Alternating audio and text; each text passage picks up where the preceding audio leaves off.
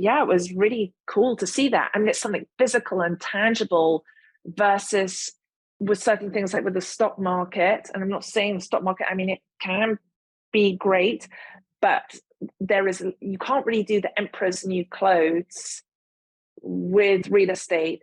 Welcome to the Cash Flow Chronicles. I'm your host, Jonny and the founder of Cattani Capital Group. For the last 2 years, I've been studying alternative assets and now help solve the problem of creating passive cash flow for creators, influencers, and busy professionals by bringing you 5 episodes a week of easy to understand education in the world of passive investing. What's up, guys? Welcome to another episode of the Cash Flow Chronicles. I'm your host, Johnny Cattani, and I am joined today by Joanna Garzilli. She's an award-winning author of Big Miracles, The 11 Spiritual Rules for Ultimate Success, head of communication for Directed IRA and Directed Trust Company, and Mark J. Kohler, partner in Endeavor Capital Management, a boutique firm that focuses on innovative growth, equity opportunities, featured in national and international media, Washington Post, BBC News, Daily Mail, NPR, and Fox News, and loves doing Muay Thai with her teenage son. Joanna, welcome to the show. Thank you, Jonathan. Amazing to be with you. As I was listening to that, I go, wow, she sounds really cool. It is an incredible resume, and we are very, very grateful to have you. Although we do need to know the Muay Thai did lead to a bit of an injury, but how's the recovery going? And I have, yes, and I've had an interesting lesson insight on that as well, in terms of, because I look at, so I don't know about for you, but I look at certain sports or things we do are representative of our lives. And they sort of, it's that idea of how you do one thing is how you do everything. So I had set this intention that I was going to become faster, more agile, to have that energy of being a Muay Thai fighter. Of course, I'm not. but what happened was, then that evening, when I went to class with my son, the first half of the class was amazing. I was agile. I was doing well. I was ducking some of the punches and the drills. It was going great. But then it's like, and I even got a partner, because sometimes, like in I don't know if you ever had this in PE, but there'd be the person that wasn't good at sports and you'd be left till last. Mm-hmm. That's what it's like in Muay Thai for me. But I actually got to partner with someone. And so then I hurt my toe. It got bent back and I should have just gone to the side. I thought, I've got to fight through. And I suppose it must have been some part of my unevolved ego that got in the way. And then I went and did this return kick. I heard a pop. The person who was partnered with me heard the pop and had this horrified look on his face. And then that was it. I was off, had to go and sit on the side. So the lesson I learned from that was stretch, but don't overextend oneself. That thing of, if I want to hang out with people who are, I guess they're half my age and some of them are pro fighters, just me being there is enough. Some of those people are training so much, and whatever it was, I need to keep up. I got to keep going. That was very valuable for me. So now I've got this whole recovery period, but I think we can apply that to our lessons in life, into business, into investing, and all those other good things. Absolutely. I love that perspective so much, and a good kind of segue into what we'll talk about. But before we get into kind of all of that, I know everyone's probably very curious with a resume like yours, kind of what your story is. So if you want to give us kind of the Reader's Digest version, take as long as you need, but kind of your story and what led you to where you're at now. Thank you, Jonathan. I would say I like to go with my intuition and then ground that in practical steps as well of how that applies to the world. What just came to mind for me was when I was 6 years old, when I would go to sleep at night, I didn't realize that most people didn't feel how I felt. And what I mean by that is I was extremely sensitive. And I think sometimes it's as if I felt, because I could feel so much, I could feel people's emotions. And I think everyone can do this. We just don't realize it. But I would feel things would weigh on me. I just wanted to protect my mom, my dad. I wanted to protect my friends. I wanted to feel like I belonged in the world. And so when I go to sleep at night, I would pray as well. Let me just say this, I'm not religious, but I am spiritual.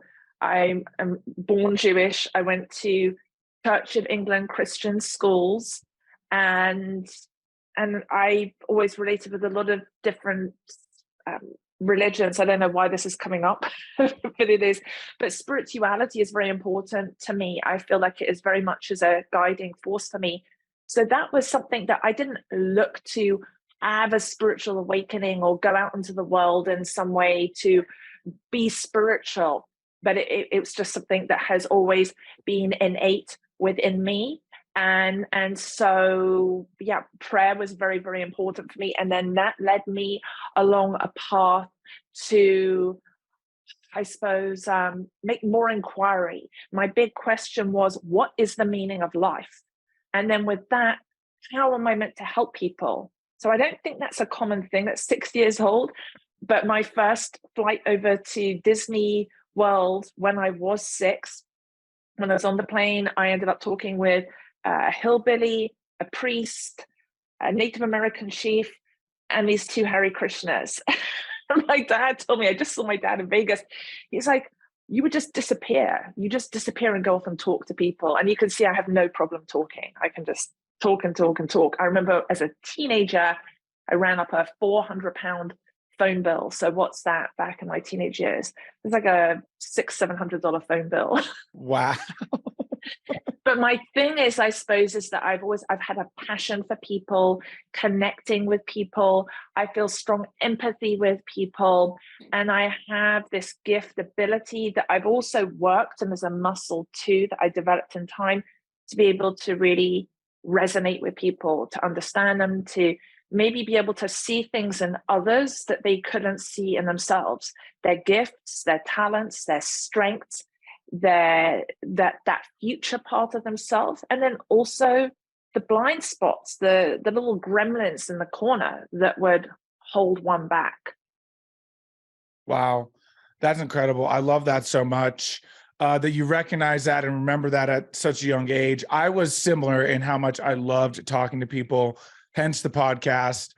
I remember my mom would tell me stories. Anybody who would listen, I would tell them all about, I was big into like space and flight. And she'd be like, we would go out and I would lose you. And there you were surrounded by adults, just captivating them with some story about space. And so I can very much relate to that. And it has, not gone away. I love sci-fi as well. I'm older than you, but like growing up for me, it was Star Trek, it was Space 1999, it was V, it was Martian's Chronicle. They were really cool shows. That's it. I love it. That's awesome. Well, one thing I love too is that it's kind of led you obviously where you're at now, and how it can relate in investing, right? Ultimately, this is the Cash Flow Chronicle, so that is kind of what will lead to. But a lot of times you see people so focused on just kind of the life coaching, and there's absolutely nothing wrong with that. Of course, it's very important. I have a coach. I believe everyone should, but it can very much relate to investing and kind of the finance side of things. And so that's kind of what we're here to talk about today. So let's kind of jump into it. I'll let you kind of take it. We talked offline about how scary things are, crazy headlines. I talked just recently, the World Bank put out their kind of take that the global economy is going to slowly start sinking over the next 10 years. So with all these crazy headlines, banks failing, let's start with you. What do you do to kind of weed through all of that and still find the bright spots and be able to look ahead? Jonathan, I love that you said the bright spots, because I was having a conversation with someone yesterday evening that said, oh my gosh, the CBDC test, for people who don't know what CBDCs are, central banking digital currency, and that China is dumping the US dollars, or rather, it's not US dollar, right? It's the Federal Reserve notes that seem to be US dollars. And the same with this deal that's being signed with I guess what with Russia and then Mexico going on board, I think they, as of when I last saw it, was 18 countries that were on board with it. And then this, this person said to me as well, are the big banks going to collapse, and is there going to be more pain? And of course, none of us have we don't have a crystal ball. You could say, okay, if one's really intuitive, you can see certain things. I think there's patterns with stuff, but I like to, when there is fear and panic, and I think that, from the standpoint of what happened with SVB, we can look in hindsight and see that there were a number of signs there that it was mismanaged funds that occurred. And then, of course, we have different agendas going. But I like to bring back to what I don't have control over, Jerome Powell. I'm sure a lot of people want to slam him. But if I was to look from a spiritual perspective, it's not an easy job to do. Nope. It's always easy to point the finger when you look at things from the outside for whoever it is, whether it's a certain government leader. I was having a conversation with someone the other day. I don't do politics online, but it was interesting because I am trying to keep an open mind because of the polarization that is happening in politics. And this conversation I had with someone, I'm really glad I didn't say names, because then when they mentioned certain political viewpoints, if I had said certain things and we had had such a great conversation, maybe they wouldn't have wanted to talk to me anymore because they would have had a judgment of how I see things. So from a spiritual perspective, and from a how can one, financial success mindset, how can you be successful as an investor? I think you have to take a high level view. You cannot be down in the weeds. And as soon as I watch my unevolved ego, as I see myself getting too opinionated on a certain news piece I hear or a particular influencer, that I know I need to take a step back and I need to look around me and go, what's working? What is going well in the world? Because otherwise I wouldn't be able to function. And so I need to be able to take control in the present and look at what can I do. I want to engage with other positive people like yourself, like some of the community. I met you through Yona Weiss, who was one of the most positive people I've ever come across. Seriously. And so I have found that just being around, and Amy Silvis, who I adore as well, and there's a number of people that just to be around that positive energy and not get bogged down in everything is huge for me. And also for me, where directly, I'm at the office now at Directed IRA, Matt Sorensen, who's CEO, Mark J. Kohler, who is a co-founder as well. They're incredibly positive. They don't just suddenly, and that's been interesting for me to watch. They don't go, oh my gosh, everything's falling apart when SVB happened and Signature Bank. They just got on with business as usual. And not sweeping anything under the rug, so to speak. Just okay, let's just stick to our plan. And I think it's about being flexible and not being fearful. So I always try and really root out where is any fear lurking inside me, and then just to keep showing up. Gosh, I absolutely love that. It's so true to look around. And I love how you look internally first. I am such a huge advocate for that. I call it the common denominator theory, right? One common denominator between everything good and bad happening, that's you. And so, it's important to look internally first. Okay, what can I do to stay positive? Well, I can surround myself with other positive people. And then what I like to do is, like you said, that high level view. You look at, okay, what's happened in the last decade? The last time the economy was down, well, people made money and there were still success stories that came out of 2008. Of course, we want to focus on the non-success stories, but there were plenty. And so it's important to remember that you can still be successful, but like you said, move ahead, but be flexible, be nimble, right? You may have to change some things, but when a problem arises, you just overcome it. You just figure out a way to solve it. Something he said about 2008 there, two things I'll share from my experience with that. One, I remember going down to Florida And it was Fort Lauderdale, where they have all the waterways, those gorgeous houses. Every other home was for sale. I've been to Florida multiple times in my life. I've never seen it like that.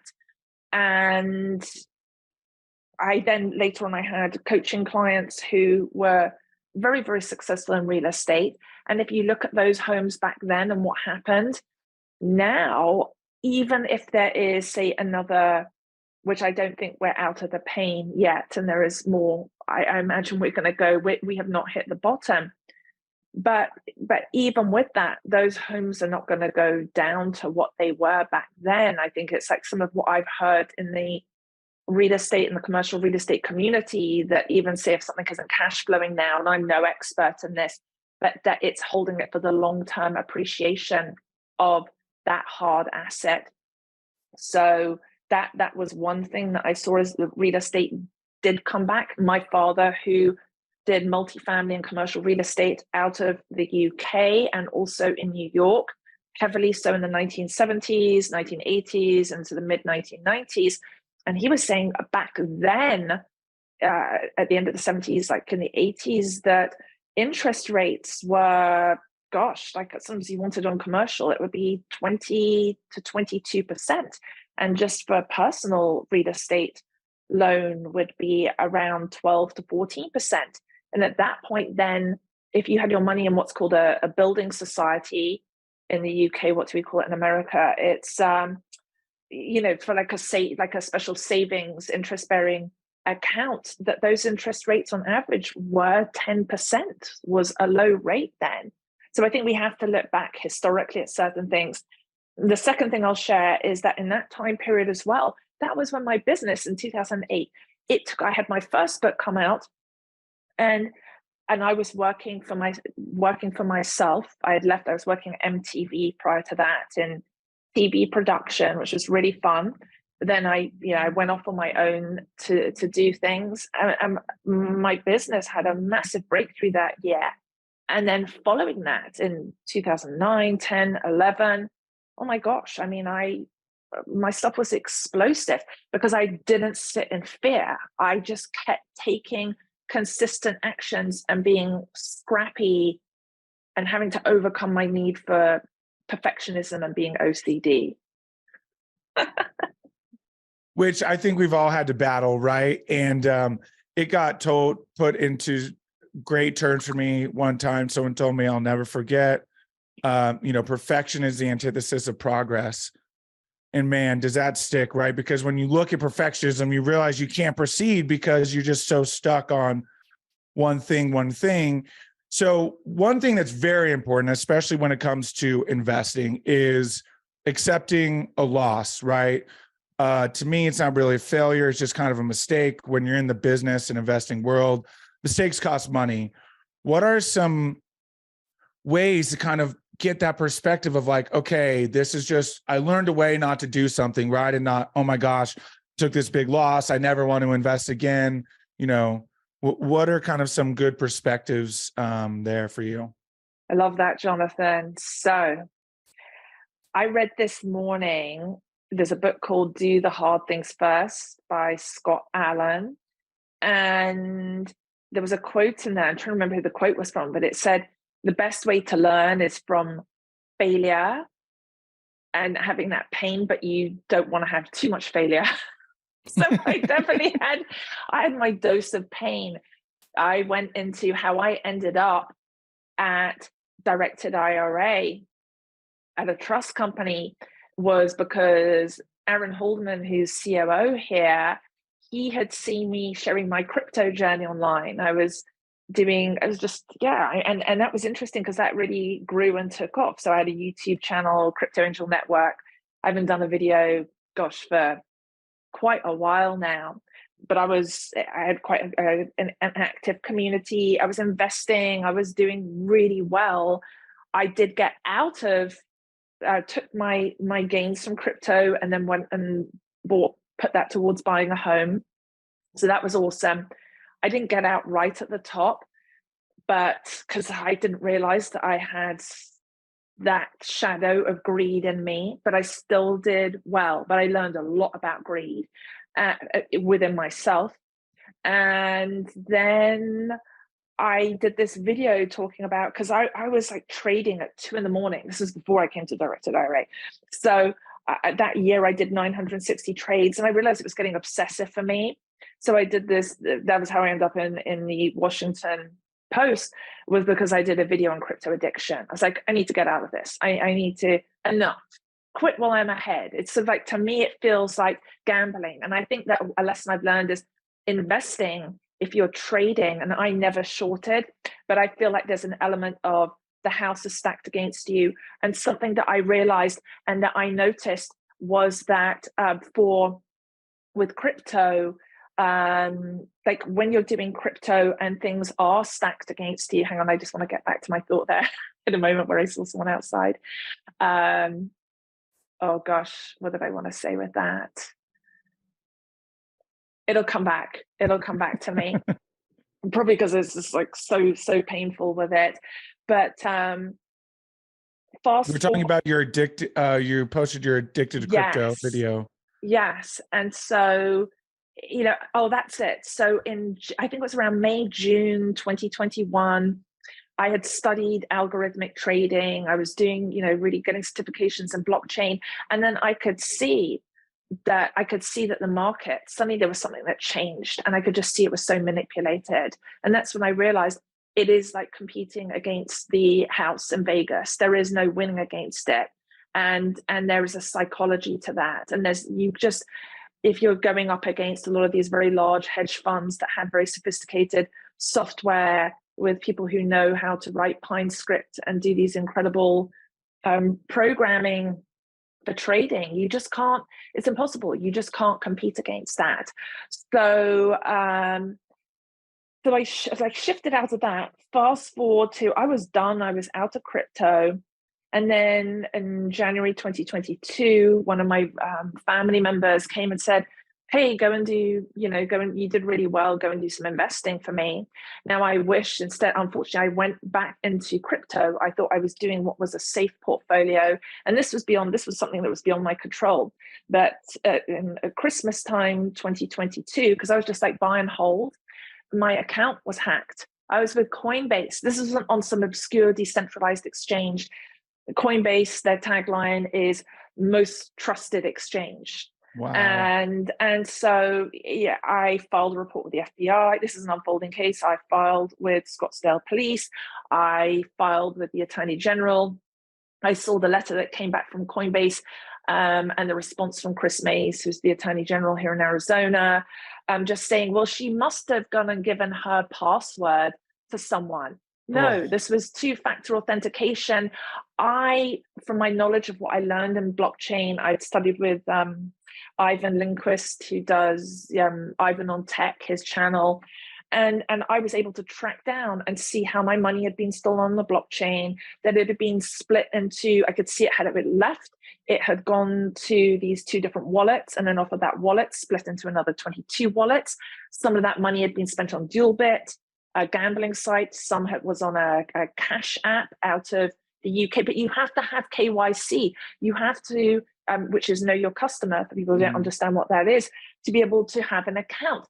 So in my further research, if I had chain analysis software, which law enforcement uses and the FBI, they use to be able to, where they can go and look, or the exchanges can go and see on the back end who's stealing this stuff.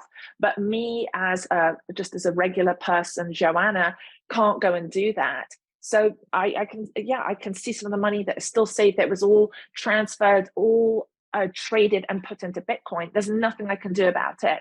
And it's very painful because, at the time of loss, it was when it was stolen, it was 20,000. I do have a lawyer on this who took my case on a contingency, who was won against Coinbase before, who has other clients who had from what I had. And so that 20,000 originally, when I put it on Coinbase, was 100 grand. But he had other clients that had hundreds of thousands stolen, millions even stolen. One of his clients was held at gunpoint. Like, they went to the home. So they think that's an inside job. Again, that's just an opinion. it's just like, how does one know? How do they get past that? So I think there's like a much bigger problem that is there for crypto that is going to unfold. I'm a fan of blockchain and fintech, but I don't like what's happening with the lack of regulation, and that, we have FDIC insurance for, say, a bank run, but there is no protection for me with Coinbase. They're just like home and free, and they made all the fees on all those trades as well. So, I haven't left. You said, like, what happens when you have a lesson? It's very painful. I've had to process it. But for me, the conclusion I've come to at this point is I would rather do something where it's not so easy to steal, where it's sort of harder assets. So either harder assets like real estate, but what if you don't have that level of money? I suppose one can do notes as well.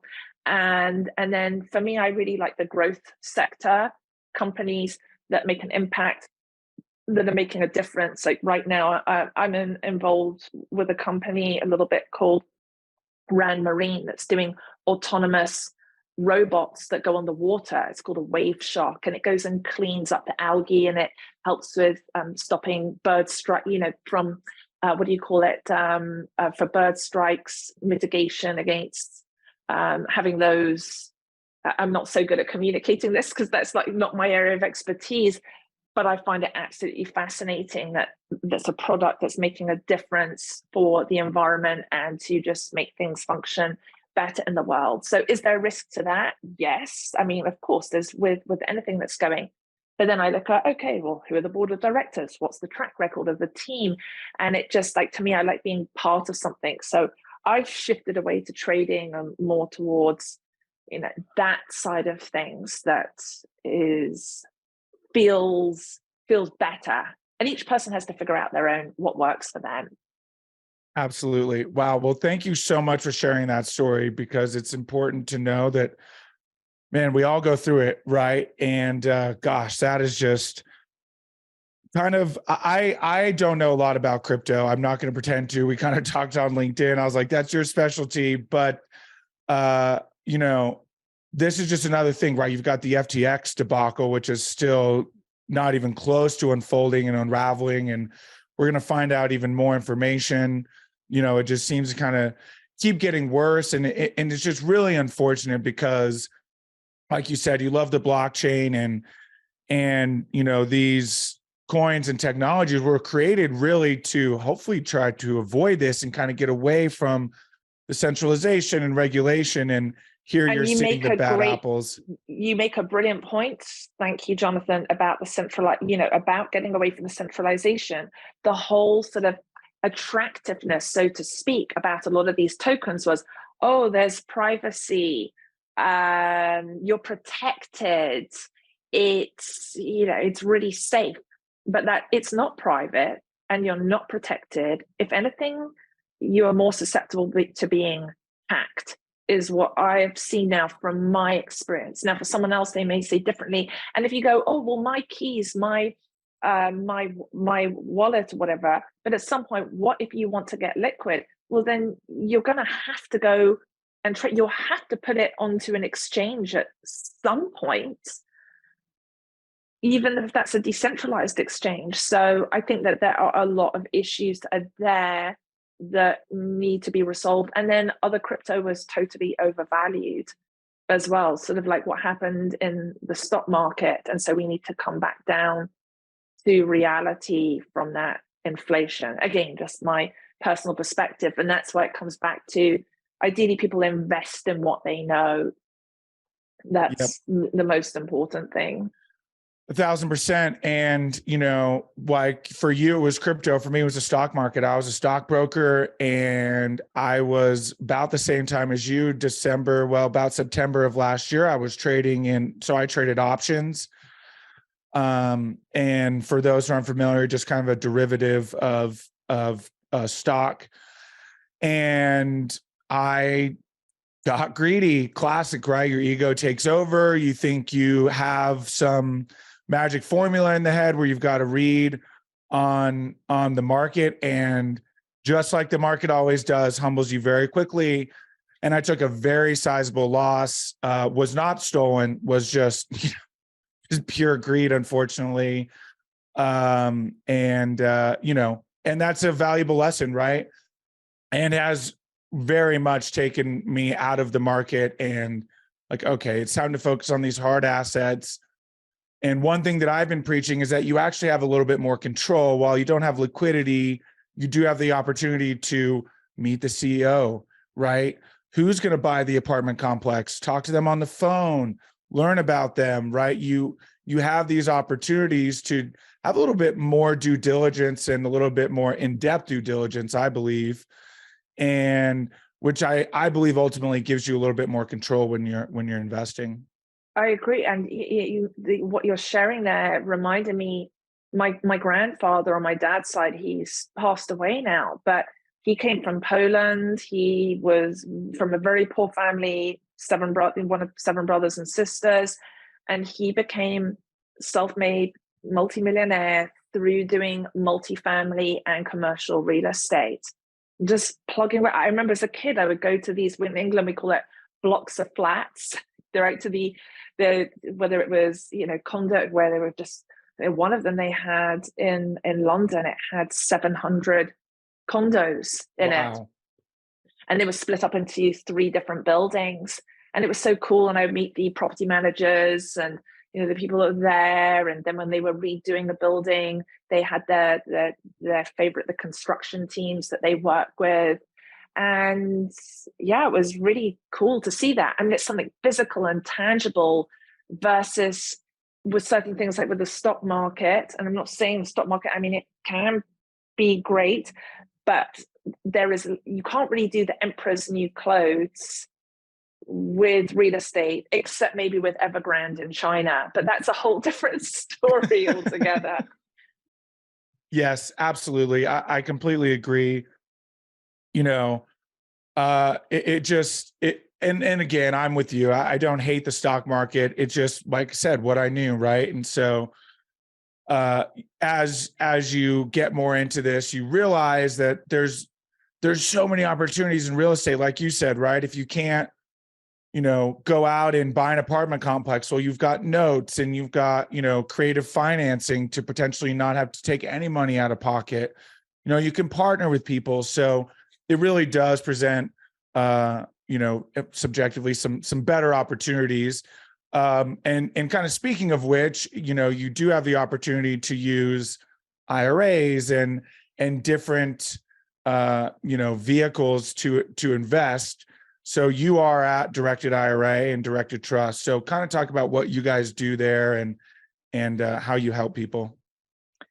Yeah, so Matt Sorensen is CEO of Directed IRA, and he wrote the Self-Directed IRA Handbook, which is the go-to book used by professionals in the industry that want to understand about investing in alternative assets. And Matt has always said, invest in what you know, right? And we've just talked about right. And even then, sometimes you can invest in what you know and you can lose everything. There is that risk. But what I've seen in my time being here and meeting a number of investors, and Directed IRA does not give any investment advice as well, that literally we are just a passive custodian, and you set your account up, whether it's, most of our clients actually, they'll roll over their account, say they've had a former 401k a plan, an employer plan, and then they just, I've met people where they didn't realize, oh my gosh, I can actually have that money working for me. Or if someone went from several jobs and they've got several different 401ks that you can take. I've talked to people where they would roll over. There was one lady I talked to, she rolled over from 5 different employer plans. Wow. And she put it into a traditional IRA so that she could then go and invest in real estate through a syndicate and to go into that deal. And that was something that she had been invited into, that she knew the person well. And so that was a positive experience for her. But yeah, you can do traditional, like typically if someone has a 401k, you're going to roll over into that traditional IRA where the tax is deferred. So you in every single, let's say you're doing a note, or you're investing into a private company, or you're doing hard money lending, or like you're buying a fix and flip. I mean, whatever it is, you can do it in that traditional IRA, and you are not taxed until later on. The tax is deferred. Some people will go and do what's called a Roth conversion, and they will pay the tax now on that IRA that has grown from all their rolled over funds. And then there is no tax on the gains at all. And then each year you can make a contribution. At this point, it's gone up to $6,500 a year for oneself to be able to keep growing that and keep investing. So when you take those funds out, again, there is no tax on it. And you can do it with HSA. Some people do their solo 401k if they're self-employed, which is really great for, say, real estate brokers. If they're wanting to go and buy, again, it has to, you have to be careful and look at the rules, especially with fix and flip or Airbnb or rental property. You can't stay in it for yourself. So let's say a loved one, even if they want to stay in there just for one day, that would create a prohibited transaction. But again, like with Matt's book, everything's there. You know, he always says it's like a board game. If you follow those rules, then you're going to be absolutely fine in that process. So again, for us, clients don't come to us for stocks, bonds, and mutual funds. It is purely investing in alternative assets. I would say about 85% of our clients invest in real estate. Let me just add this one other thing, Jonathan. If someone is going to do an Airbnb or a fix and flip, or they're going to have their own rental property, you don't want to have to go back and forth with the trust company every time doing a DOI, a direction of investment. So that's where typically our Matt is also a partner of KKOS Lawyers with Mark J. Kohler, who is the founding partner there. And there's around 75 attorneys there. One can set up a checkbook control IRA LLC. So your IRA owns that LLC, and then you get that business checking account for that IRA, right? So it goes IRA, LLC, business checking account, and then you buy the property with that money from the business bank account. So if you look at that whole process, the money incoming goes, I'm rolling over from all of my 401ks into this, say, traditional IRA, and then setting up the IRA LLC checkbook control. I get my bank account, and then I buy my rental property in that. And then it's the same way with the funds going out.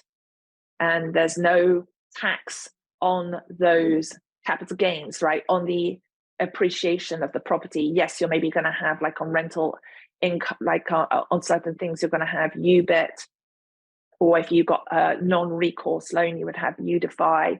But that's again getting more into like the specifics. I mean, but there's a lot you can do to be creative with IRAs that people don't know about.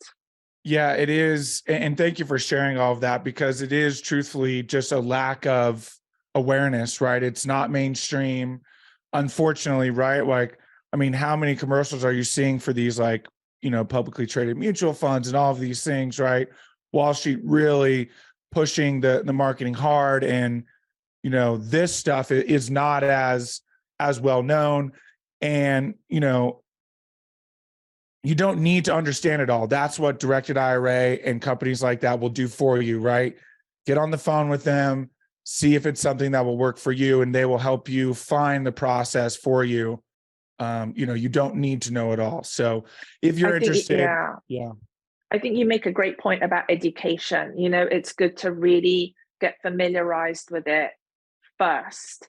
And then once you understand how it works, it actually is very simple. I mean, I will tell you, I think I'm relatively intelligent, smart.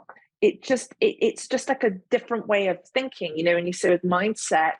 And I think, again, people are most of the time They're just like, oh, hand it over to a money manager or a broker who doesn't really care because they're getting their fees anyway. I think the mindset shift of, if you are going to self-direct in alternative assets, including real estate, notes, private company, hard money lending, it is really, I think, taking responsibility for your actions and knowing that you can empower yourself. Taking control means I get to choose. And so if you're going to choose, if something weren't to go right, if you went into a bad deal, you can't blame your custodian. You can't blame the people you went in the deal with. You have to go and educate yourself, do your own due diligence. And then from there, it can be a very, very positive experience. Gosh, I absolutely love that. It's so true. Well, this has been absolutely amazing. We'll go ahead and wind down here and we'll jump to the final five. Best advice you've gotten from a mentor?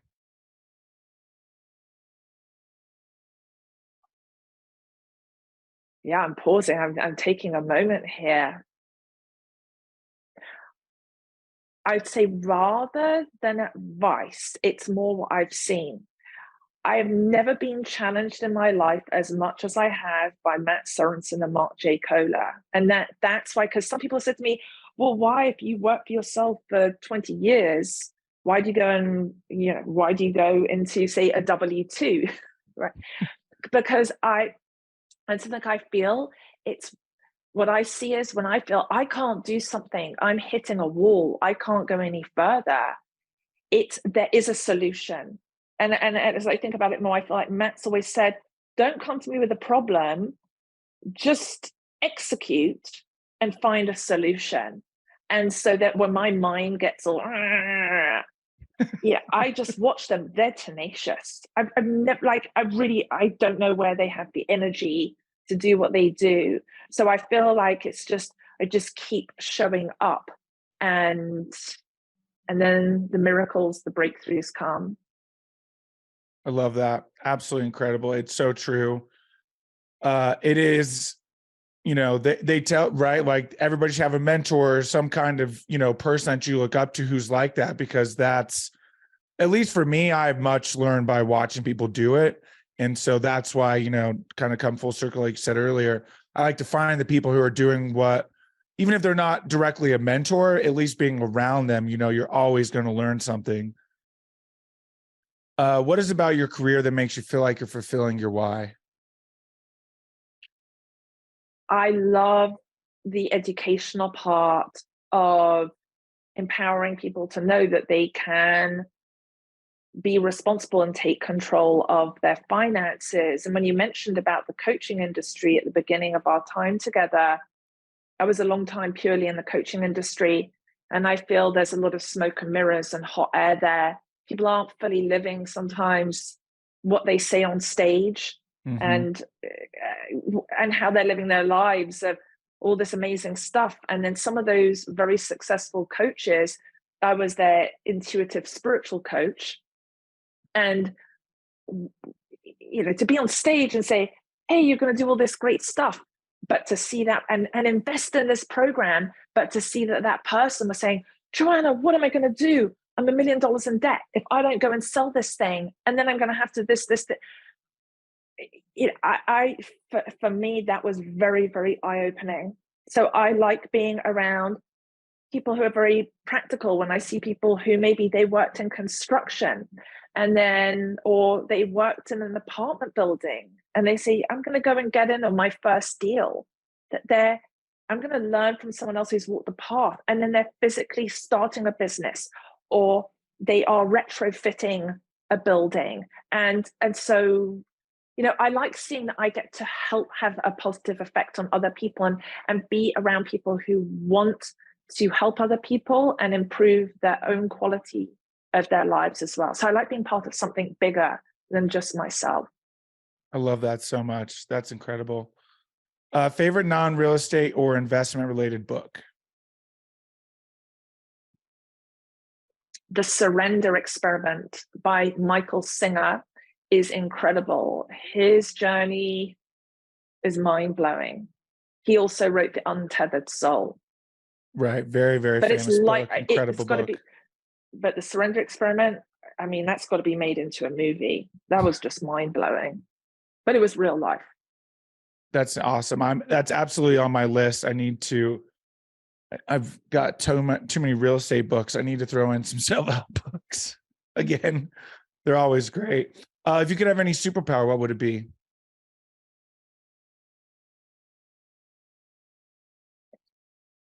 To heal, like to be able to heal other people. Like if I could just go, someone has an injury or someone has an internal pain, just to be able to just touch them and heal them.